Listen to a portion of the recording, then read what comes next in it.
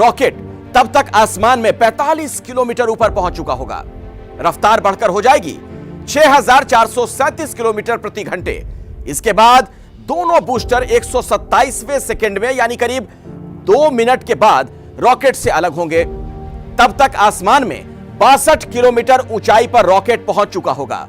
रफ्तार बढ़कर पहुंच चुकी होगी करीब 7000 किलोमीटर प्रति घंटे। इसके बाद चंद्रयान 3 को वायुमंडल की गर्मी और नुकसान से बचाने वाली हीट शील्ड अलग होगी, यानी जिस हिस्से में चंद्रयान का इंटीग्रेटेड मॉड्यूल है वो अलग होगा और चंद्रयान का इंटीग्रेटेड मॉड्यूल खुले आकाश में दिखने लगेगा।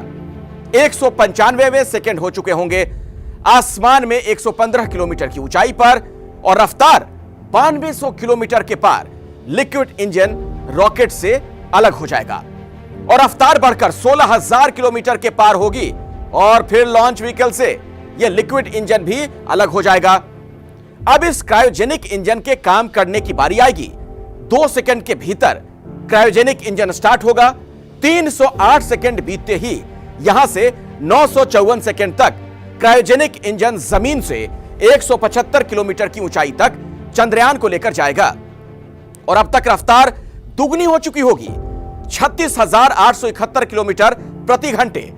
तब यह इंजन बंद होगा और उड़ान के 969वें सेकंड पर लॉन्च व्हीकल चंद्रयान के इंटीग्रेटेड मॉड्यूल को जमीन से 179 किलोमीटर ऊपर GTO यानी जियो सिंक्रोनस ट्रांसफर ऑर्बिट में स्थापित कर देगा।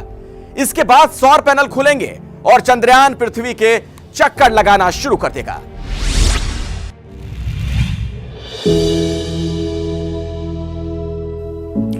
यहीं से अगले 1 महीने तक चंद्रयान पृथ्वी के चक्कर काटने के बाद और धीरे धीरे चरणों में अपनी कक्षा बढ़ाने के बाद चांद की कक्षा में प्रवेश करेगा। चंद्रमा की कक्षा में प्रवेश के बाद 100 किलोमीटर की कक्षा में आने के बाद लैंडर को प्रोपल्शन मॉड्यूल से अलग किया जाएगा। फिर लैंडर अपनी स्पीड कम कर सकेगा, जिसके बाद आदर्श परिस्थिति में लैंडर की चांद पर सॉफ्ट लैंडिंग होगी। लैंडर के चंद्रमा की सतह पर उतरने के बाद रोवर लैंडर से नीचे आएगा और चंद्रमा की सतह पर चलेगा। चंद्रयान 2 के लैंडर विक्रम ने चंद्रमा की सतह से करीब 2 किलोमीटर पहले ही संपर्क खो दिया था और चांद पर उसकी क्रैश लैंडिंग हो गई थी। लेकिन इस बार मिशन चंद्रयान 3 में ऐसा क्या सुधार किया गया है जिससे मिशन की सफलता के चांसेस और बढ़ जाते हैं? इसके लिए आपको लेकर चलते हैं इसरो सेंटर।